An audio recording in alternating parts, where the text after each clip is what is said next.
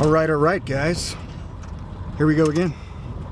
It's looking like another day, another forest fire up here, up Storm Mountain, Drake. And this one is a little bit too close for comfort, you could say. So yeah, there's already mandatory evacuations for this whole area. There's firefighter personnel all over the streets. They might not even let me get any closer. And it looks like they might be blocking off this area already, so we'll see what they say ahead.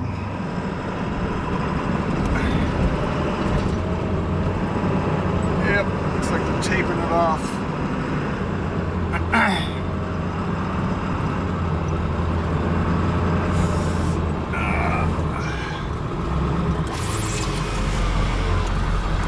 How's it going, man? Are you guys like, What's that? Are you quadringing off this area, or? No, we're just marking it off for when we get multiple agencies coming up here, so they know where to go. Okay, cool. I was just gonna, can you get much of a view up there?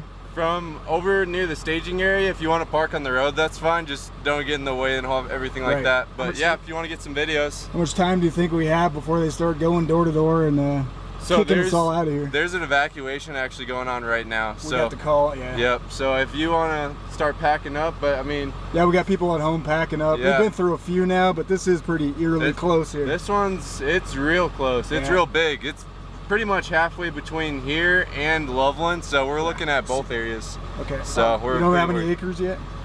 No idea. We got that plane circling around right now, so this call actually dropped as a smoke investigation like maybe an hour and a half ago, and it's turned into this that quick, so you can see just how much smoke is getting bellowed out of there. It's pretty big. So what's your name, man? I'm Dylan. All right, nice to meet you, bud. Nice to meet you too. Have a good one. Appreciate your good work, buddy. No problem. Yep. You have a good one. I'd be here if I was all signed up and everything. Yep. Later. Yeah, if I had the courage to be a firefighter, right? Thanks, man.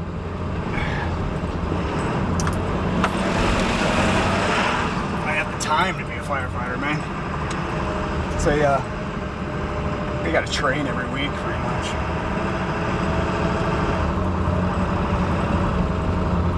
Ah, man, getting that little boost of adrenaline. It's an all too familiar feeling. It's almost like I got a little PSD from all the different fire evacuations we've gone through, wildfires up here. Like I said, it's just a regular occurrence up here. Another day, another forest fire. But he did say there's a good view up here, so I might try to cop a look. Yeah, you can see pretty well right here. I got my dash cam on too, just so you guys can see it. But yeah, as long as you're not in the way, he said, so that's good. It's all good. I'll show you right here. Yeah, it's getting a little close.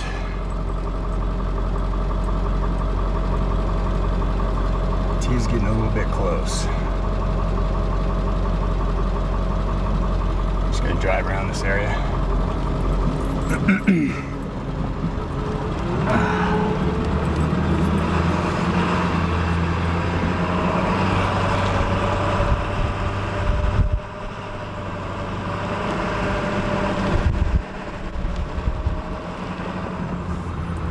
So I should be riding on my four-wheeler right now.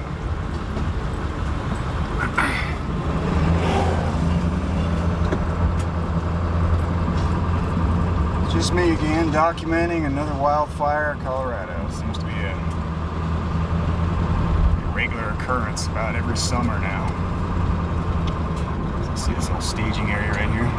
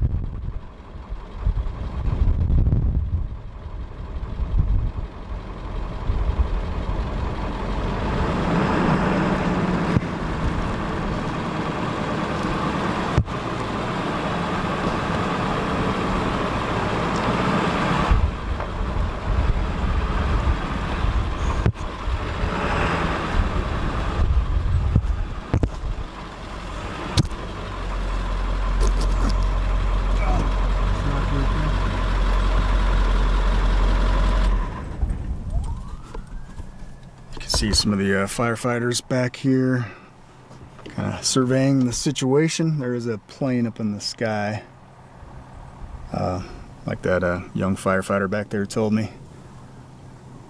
Probably already dumping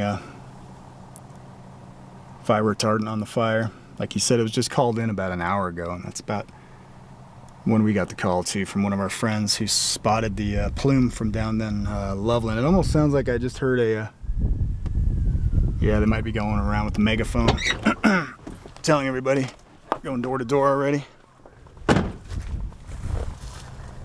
Yep. I don't know if you can hear that.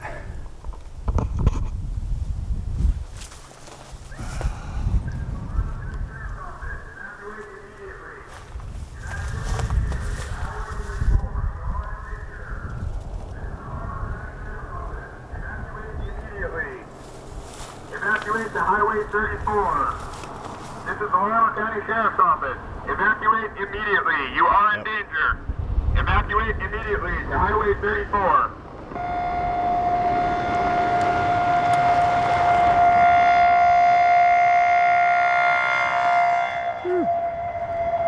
Can't ignore that signal.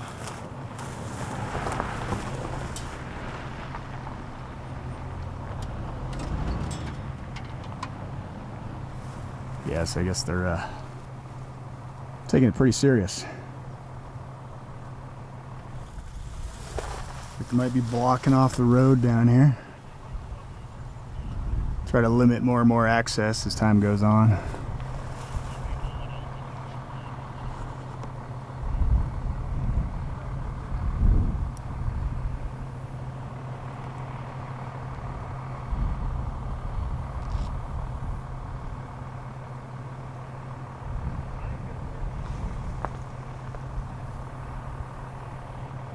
From the sounds of it, it's a pretty good sized fire.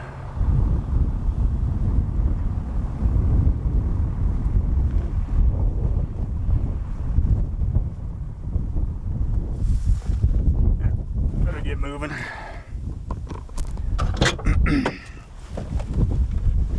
Gotta have some priorities in life, right? Gotta have some priorities in life. Yeah, we just gotta get everything whatever valuables we have. We're not too concerned about our place actually getting like burned down to the ground or anything like that, but you know, we just want to get a few things together in case we're gone for a few days. All right. Yeah, you can just see this smoke continue to plume up here.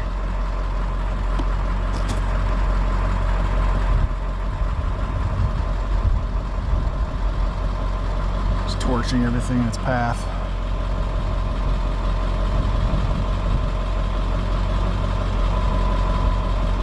Yep. Alright. Let's probably get, I think this guy's gonna come tell me to get out of here. That's my guess. Alright. He didn't have a whole lot to say to me. This guy back here. He's being shy, camera shy. There he is, walked away. Yeah, I asked him if he had any updates for the camera, and he just kind of shrugged it off and said, we're just trying to evaluate the situation, try to come together with an attack plan.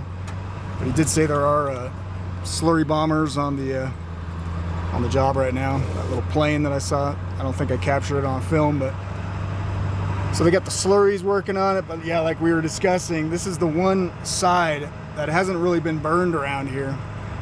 We're always kind of a little bit worried about the backside of Palisade Mountain, and it's really rugged back there. So yeah, it's probably really hard to get any kind of equipment, you know, or personnel back there to fight the fire.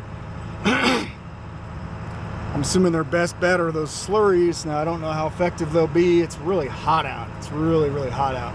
And this whole week, you know, once again, perfect timing, right? You know, that old saying, what can go wrong will go wrong. This whole week is supposed to be like really, really hot, like in the 90s. I think even the hundreds down in the valley. So yeah, guys, I And I've been through this so many times. It's just, I have so much stuff. I have so much work to get done on the property. And I can't stand the idea. We got livestock. We got, man, like 15 chickens now at least. Lost count already. We got, I think 5 or 6 of them are little baby hens.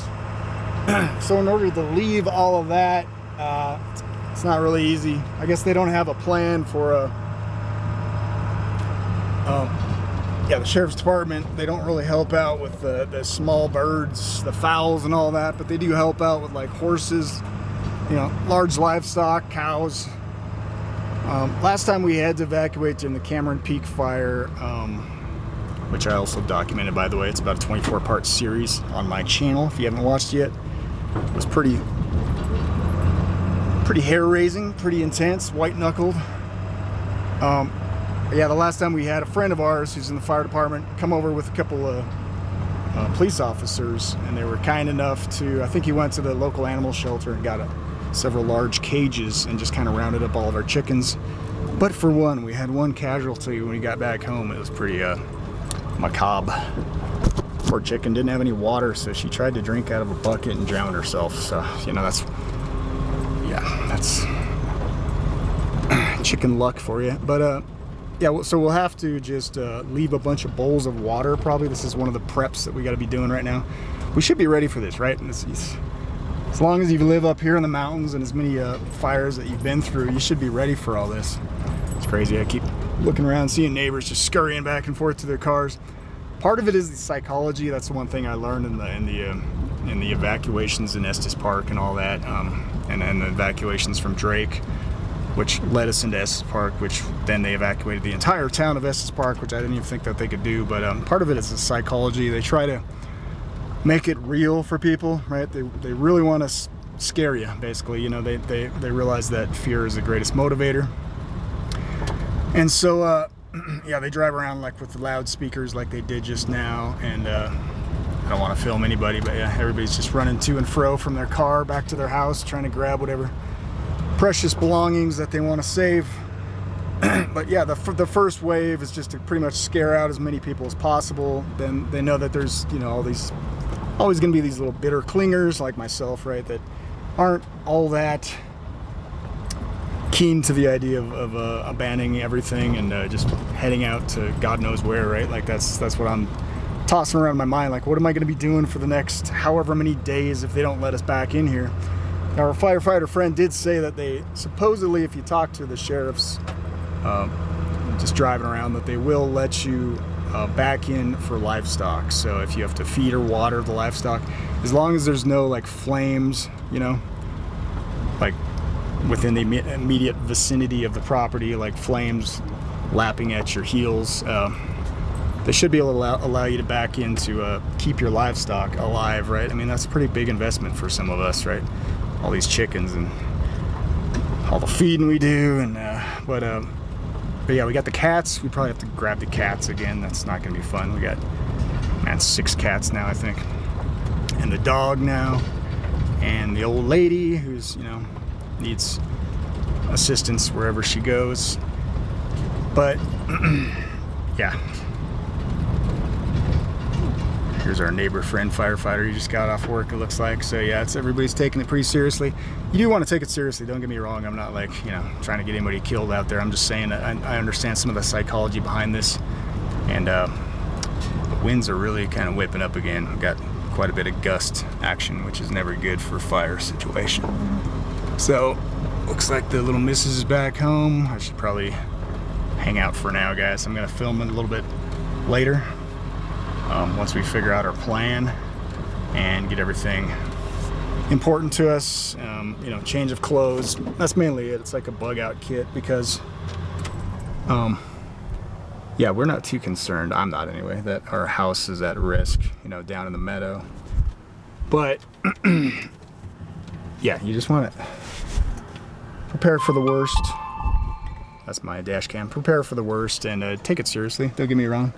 And we do have a lot of whirling winds right now, so yeah, things can change on a dime and you could have your life threatened. So, but yeah, for now I'm just gonna try to take it easy, calm down the situation. That's what we did last time when we had the massive fire over Storm Mountain here. And I'll check back in a bit. I gotta get moving. Like I said, the adrenaline's pumping a little bit. I don't know if you can hear it in my voice, but yeah, I'll be right back with you guys in a second. God bless. Stay safe.